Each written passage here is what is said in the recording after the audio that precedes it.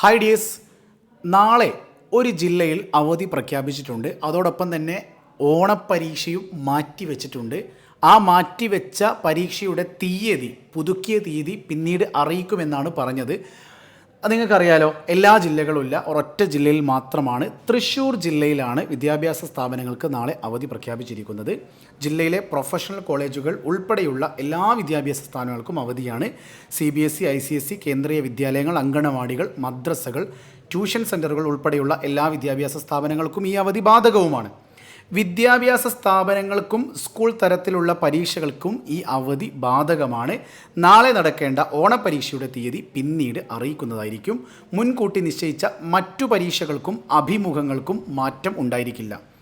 Okay, ഇപ്പോൾ കഴിഞ്ഞ ദിവസങ്ങളൊക്കെ നല്ല രീതിയിൽ അവിടെ മഴ തുടരുന്ന സാഹചര്യത്തിൽ ഒരുപാട് ജലാശയങ്ങളിലും മറ്റും വെള്ളക്കെട്ടുകളിലൊക്കെ ഇറങ്ങാതെ വിദ്യാർത്ഥികൾ വീടുകളിൽ കഴിയണമെന്ന് അഭ്യർത്ഥിക്കുന്നുണ്ടായിരുന്നു.